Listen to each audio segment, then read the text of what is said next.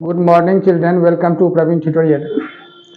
Exercise 2.3 जो चल रहा था पॉलिनोमियल्स क्लास 9 का एनसीईआरटी का, उसी का अगला क्वेश्चन मैं लेके आया हूँ जो बहुत इंपॉर्टेंट है, एग्जामिनेशन में आता ही है। थोड़ा ध्यान देंगे समझ में आ जाएगा। कोई ज़्यादा कॉम्प्लिकेटेड नहीं है, ज़्यादा टफ नहीं है, इजी ही है। देखिए क्वेश्चन क्या है और करना कैसे है। क्वेश्चन नंबर 3 है, जो फाइंड द वैल्यू ऑफ के if x minus 1 is a factor of px in each of the following cases। अब यहाँ क्वेश्चन इसमें 4 ठो है, जो फर्स्ट मैं बता दिया था और सेकंड थर्ड अभी लेके आया हूँ, और ये हो जाने के बाद फिर फोर्थ पार्ट भी मैं बताऊँगा। सॉल्यूशन में क्या करना है, तो सबसे पहले यह जो x माइनस 1 है यह हो गया gx, तो gx is equal to x minus 1। Supposed यहाँ लिख देना बहुत ज़रूरी है, मतलब सपोज कर लेना है, मान लेना है gx इसमें दिया हुआ नहीं है लेकिन gx इसको मान लीजिए।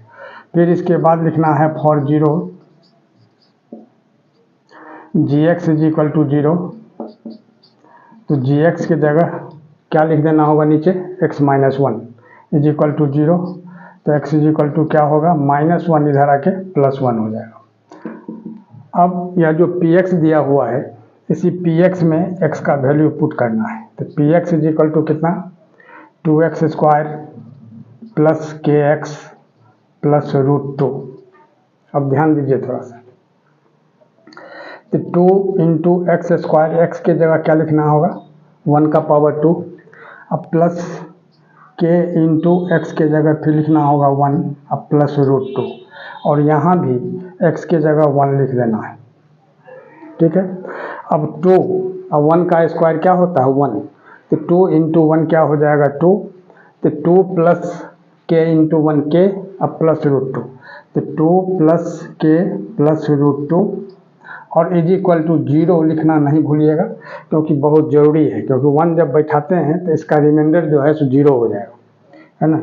अब तब k का वैल्यू निकालना है, तो अब k इज इक्वल टू क्या होगा, अब गौर कीजिए, अब 2 को भी उधर ले जाते हैं, पॉजिटिव है तो -2 हो जाएगा, √2 को भी उधर ले जाते हैं तो -√2 हो जाएगा, तो -2 अब -√2, या माइनस अगर हम कॉमन लेते हैं तो 2 प्लस √2, और यही इसका आंसर हो जाएगा। और यहाँ क्या है, जो √2 को भी आप पहले ले सकते हैं, -√2 तो माइनस कॉमन लेंगे तो √2 + 2 हो जाएगा।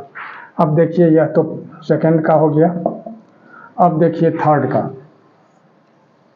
थर्ड में क्या दिया हुआ है, थर्ड में दिया हुआ है वही px is equal to kx square minus √2x plus 1, तो यहाँ तो निकल ही गया है gx के थ्रू, x माइनस 1 और x इज इक्वल टू 1 निकल गया है, तब यहाँ x के जगह 1 बैठाना है। लेकिन अगर सेपरेट क्वेश्चन रहे, अकेले यही क्वेश्चन दिया हुआ रहे, यहाँ तो सेकंड और थर्ड दिया हुआ है, फोर्थ दिया हुआ है, gx एक बार निकाल दिए हैं, फिर दोबारा निकालने की ज़रूरत नहीं है।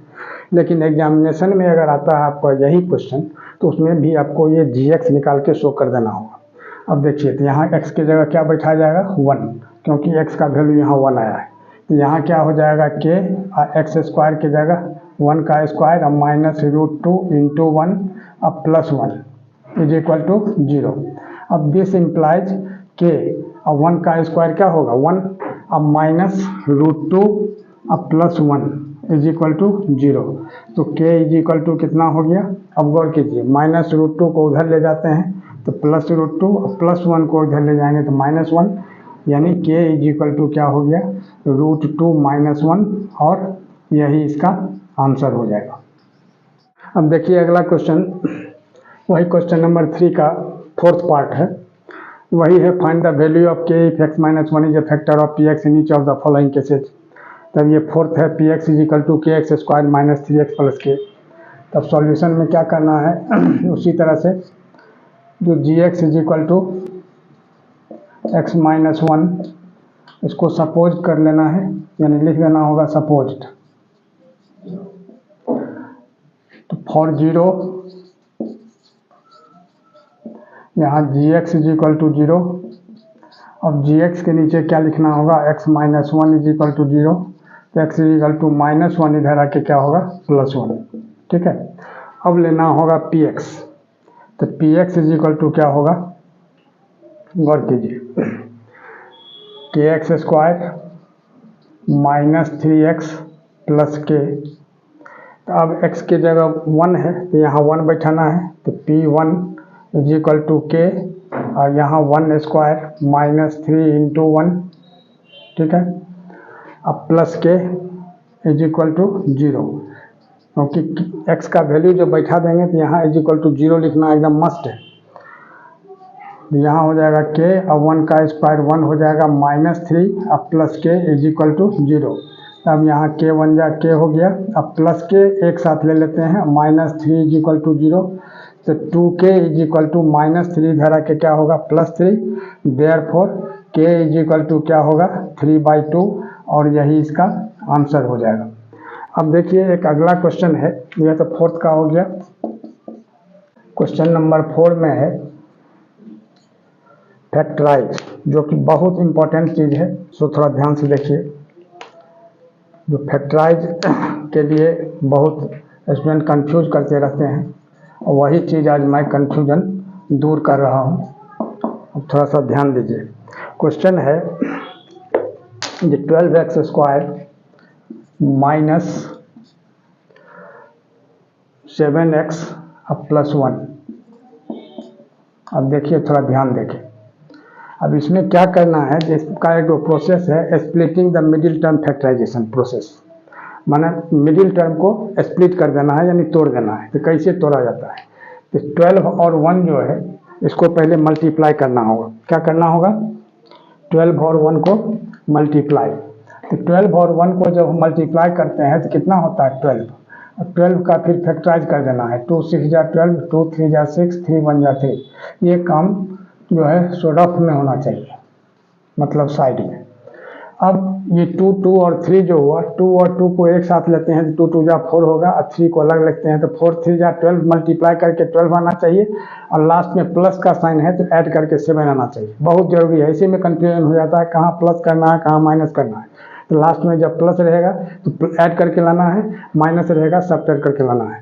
तो यहाँ प्लस है लास्ट में, यानी क्या होगा 12x स्क्वायर, और 7 की जगह हम क्या लिख सकते हैं 4 + 3 और यहाँ x और +1। थोड़ा सा ध्यान दीजिएगा, यह जो हो गया 12x स्क्वायर हो गया।